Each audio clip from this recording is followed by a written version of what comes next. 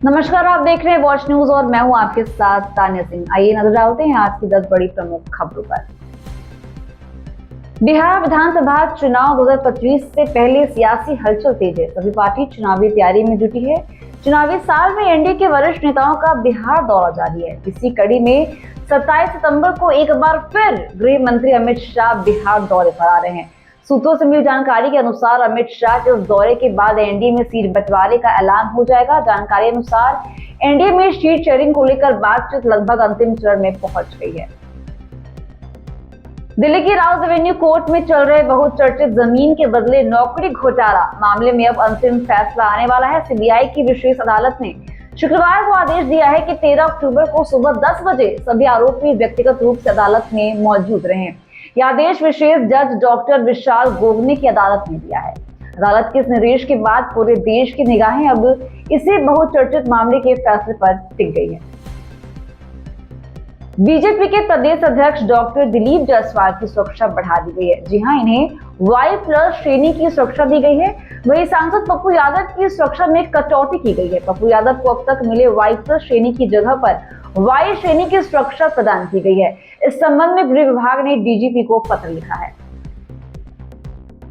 न्याय की चौखट पर बैठकर गांव-गांव में फैसले सुनाने वाले ग्राम कचहरी सचिव अब खुद न्याय के लिए सड़क पर उतर आए हैं। वेतनमान स्थायीकरण और नियमितीकरण की मांग को लेकर बुधवार को नालंदा जिले के सभी प्रखंडों से जुटे सचिवों ने अस्पताल चौक पर एक दिवसीय धरना दिया और सरकार के खिलाफ जमकर नारेबाजी की। सचिवों ने साफ कहा है कि अगर उनकी मांगों को दरकिनार किया गया तो वे विधानसभा का घेराव करेंगे। कैमूर के भभुआ में सीएम नीतीश कुमार ने कहा कि सरकार सभी के विकास के लिए काम कर रही है। दीदी की रसोई में अब 20 रुपए में भोजन मिलेगा। पेंशन 400 से बढ़कर 1100 रुपए हो गई है। मुफ्त बिजली और सौर ऊर्जा संयंत्र लगाए जा रहे हैं। 7 निश्चय योजना के तहत कई विकास कार्य हुए हैं, जिससे अब पटना 5 घंटे में पहुंचा जा सकता है।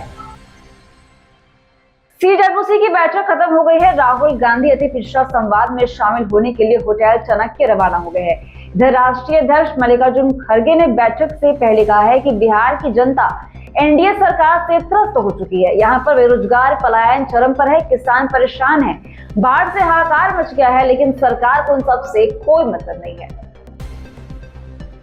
बिहार चुनाव को लेकर एक नया सर्वे आया है, जिसमें राज्य के सभी 9 प्रमंडलों के मतदाताओं की मंशा पकड़ने की कोशिश का दावा किया गया है। मोटे तौर पर समझिए तो इससे सर्वे का निकल यही है कि बिहार में इस बार भी आखिरकार जातीय गणित और दोनों प्रमुख गठबंधनों के समीकरण से ही परिणाम तय होने वाला है। अलबत्ता प्रशांत किशोर की जनसुराज पार्टी ने चुनावी मुकाबले को दिलचस्प जरूर बना दिया है, और जिसकी वजह से कुछ हद तक अभी एक अनिश्चितता की स्थिति महसूस हो रही है।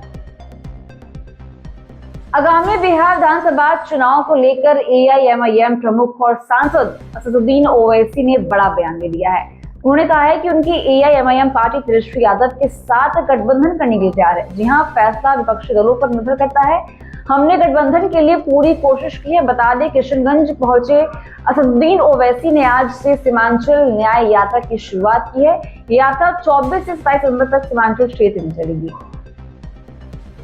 कांग्रेस महासचिव सचिन पायलट ने बुधवार को कहा कि बिहार में बदलाव निश्चित है और निर्वाचन आयोग को निष्पक्ष एवं पारदर्शी चुनाव सुनिश्चित करना चाहिए। उन्होंने कांग्रेस की विस्तारित कार्य समिति की बैठक से इतर मीडिया से यह भी कहा कि महागठबंधन पूरी मजबूती से चुनाव लड़ रहा है तथा आगे और भी मजबूत होगा। पीएम मोदी की अध्यक्षता में केंद्रीय मंत्रिमंडल ने बुधवार को रेलवे कर्मचारियों के उत्कृष्ट प्रदर्शन को मान्यता देते हुए 10 लाख से ज्यादा रेलवे कर्मचारियों को 88 दिनों के उत्पादकता से जुड़े बोनस यानी कि पीएलबी के रूप में 1865.68 करोड़ रुपए के भुगतान को मंजूरी दे दी है। पात्र रेलवे कर्मचारियों को पीएलबी का भुगतान प्रत्येक वर्ष दुर्गा पूजा, दशहरा की छुट्टियों से पहले किया जाता है। तो फिलहाल के लिए बस इतना ही। ऐसी 10 प्रमुख खबरें देखने के लिए वॉच न्यूज दीजिएगा इजाजत। धन्यवाद।